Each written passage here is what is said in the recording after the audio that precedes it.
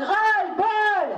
Chaud, chaud, chaud. Chômage, ras-le-bol. Chaud, chaud, chaud. Chômage, ras-le-bol.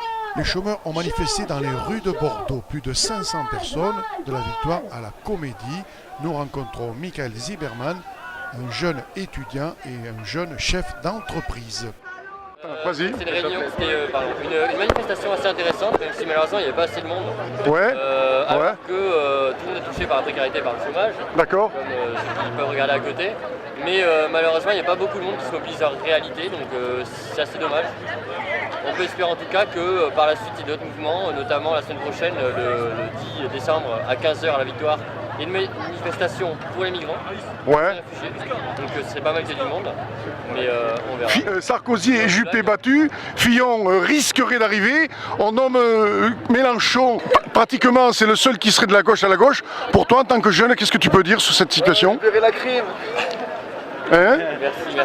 Alors Mélenchon il est assez intéressant. Ouais. Après faut pas forcément se faire d'illusions non plus, mais moi personnellement je dis pas que je voterai pour lui ou pour un autre candidat ou que je voterai tout court, je n'en sais rien pour l'instant, je n'ai pas encore fait le choix.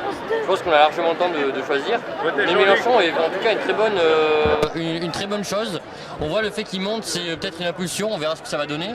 On peut espérer en tout cas, au vu de ce qui se passe, que si jamais il continue d'aller dans une bonne direction, de proposer des choses cohérentes et intéressantes, on peut espérer qu'il soit élu. À l'heure actuelle en tout cas c'est le candidat de gauche qui a le plus de voix. On voit en tout cas que, vu le terrain sur lequel il se place, il peut rassembler pas mal de Français et passer au second tour face à Marine Le Pen. Et donc être la seule alternative au fascisme en fin de compte. Et s'il était avec Fillon, ça Ah oui, mais même face à Fillon, il gagnerait. Il Déjà gagnerait. Fillon, nous on veut qu'il aille au goulag. Du coup, D'accord. voilà, Oui, c'est ce que vous chantez tout à l'heure. pas forcément toujours au goulag. J'y tiens. Donc vous les jeunes, vous espérez dans l'espoir de Mélenchon qui arrive, on espère qu'il arrive parce qu'il a fait le succès quand il est venu le 29. Alors, je crois qu'il y avait énormément de monde. Il y avait pas mal de monde. Effectivement, il y avait pas mal de monde au meeting. Il y avait 2200 personnes environ, donc c'était assez intéressant. Ouais. Après, voilà, nous on va pas forcément appeler à voter Mélenchon de suite en tout cas. Mais c'est une très bonne chose. À voir après s'il va évoluer.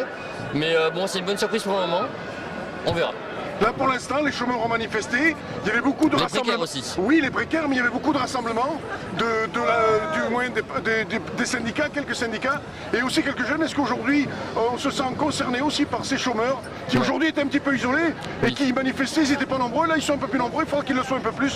Pour vous, c'est important. On se sent concerné parce qu'au final, tout le monde peut être touché par le chômage, tout le monde peut être touché par la précarité. D'ailleurs, la précarité, c'est en gros les emplois qui vont être très faiblement rémunérés. Comme on le voit, on nous parle souvent de l'Allemagne par exemple, en nous disant en Allemagne, regardez, il y a 5% de chômage, donc 2 fois moins qu'en France. C'est ça qu'il faut faire.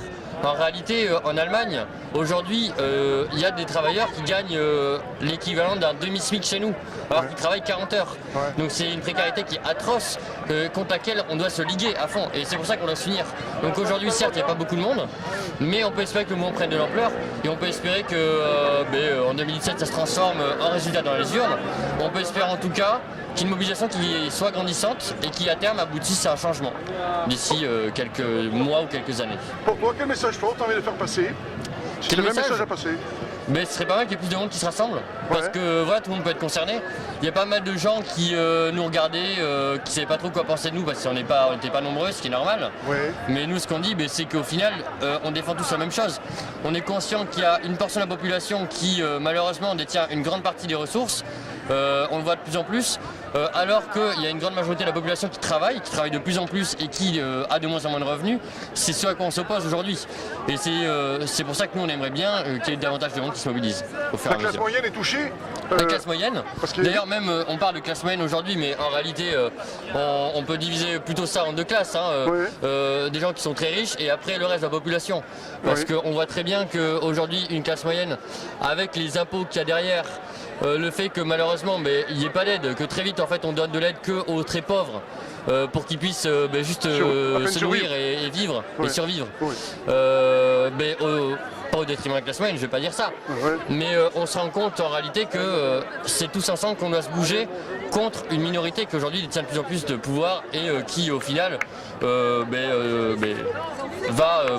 possède de plus en plus de richesses au détriment des travailleurs. Est-ce que Fillon est un peu la même politique que celui-là qui est arrivé aux États-Unis, qui va faire la même politique? Fillon, oui, de son ultralibéralisme, il est extrêmement dangereux. Mais heureusement, les Français s'en rendent compte, ou en tout cas, on espère. Oui.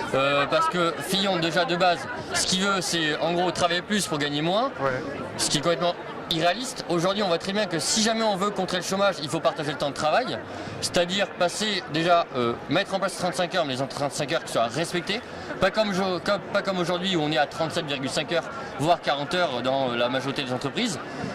Il faut aussi qu'on se batte pour que des droits fondamentaux comme l'avortement soient inscrits dans la Constitution, soient vraiment revendiqués et défendus. Il faut aussi qu'on se mobilise pour l'écologie, parce que M. Fillon n'en parle absolument pas, alors qu'au final ça concerne tout le monde. Là, 100% de la population est concernée. Donc oui, forcément, nous, on est pas mal de jeunes totalement opposés à M. Fillon. Et on se liguera totalement contre lui, tout comme Marine Le Pen, tout comme M. Valls qui risque de remporter la primaire du PS, la primaire de la gauche, mais en fait il n'y a que le PS. Donc on verra comment ça va évoluer, mais il faut qu'on se bouge, quoi. Merci beaucoup, ça a été à toi.